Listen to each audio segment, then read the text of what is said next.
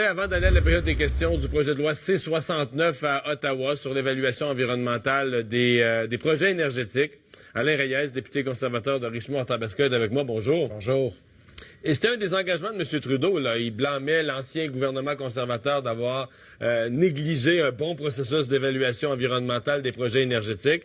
Pourquoi C-69 accroche autant? Ben, je pense que ce qu'on est en train de constater lorsque les gens ont été consultés dans ce projet de loi-là, c'est qu'ils ont été beaucoup trop loin. Ils vont nuire présentement à notre économie, à l'exploitation de nos ressources naturelles. On pourrait dire aussi rajouter l'exploitation des ressources minières un peu partout au pays.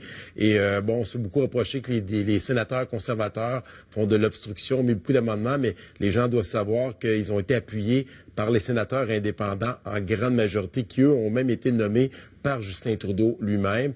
Qui ont voté pour... Parce que là, on parle de presque 200 amendements au Sénat. Là. 192, 193 exactement. Donc, des amendements pour améliorer le projet, pour ne pas nuire à notre économie, pour ne pas nuire aux projets, des grands projets qui doivent se réaliser un peu partout au pays.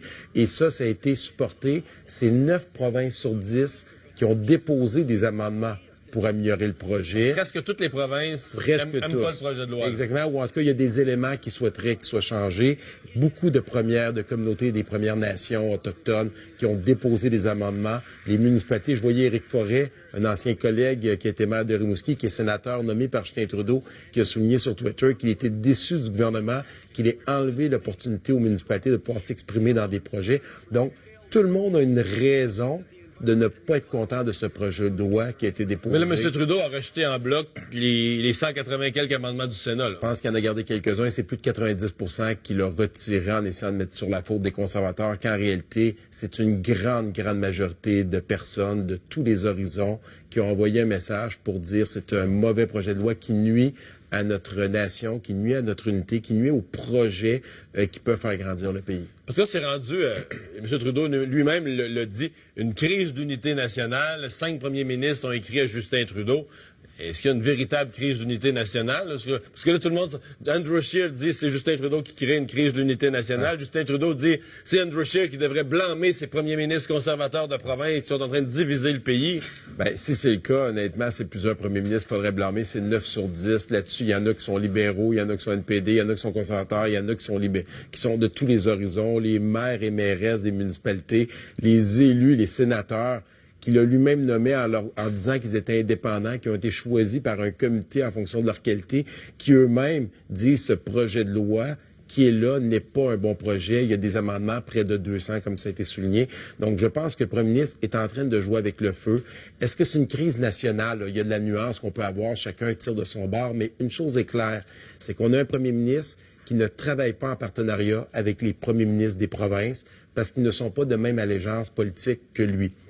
Et ces premiers ministres, on aime souvent rappeler aux gens qu'ils ont été aussi élus démocratiquement par les mêmes citoyens qui nous élisent, nous, au niveau fédéral. Donc, je pense que c'est cet entêtement-là du premier ministre, on a un terme qu'on utilise souvent, que mon confrère Gérard Dettel aime dire, donneur de leçons. Quand on pense pas comme lui, on est automatiquement dans le champ. Mais là, il y a une grande majorité de représentants des citoyens et citoyennes, de gens du milieu du privé, des Premières Nations qui disent « ça ne passe pas ce projet de loi, vous devez écouter ces gens qui ont analysé en profondeur le projet ». Puisque ce projet de loi touche de près le secteur de l'environnement, vous avez, en fait, votre chef Andrew Scheer a lancé hier une espèce de compte à rebours, un décompte pour le dépôt de votre politique environnementale. C'est mercredi prochain que ça va se faire. Vous êtes conscient que la barre est haute, là, la pression est forte pour livrer une politique qui va impressionner? Tout à fait, puis je pense que les gens vont être extrêmement contents. Le compte à rebours, mercredi prochain, ça va être fait au Québec, à Gatineau. Ça a été une promesse du chef dans ses 5 grands discours. Il a fait le premier et le dernier au Québec. Ça démontre aussi, c'est un peu symbolique, de montrer l'importance du Québec dans ce qui s'en vient. Quand on a fait la tournée à l'écoute des Québécois, les gens nous l'ont dit partout au Québec que l'environnement, c'était important.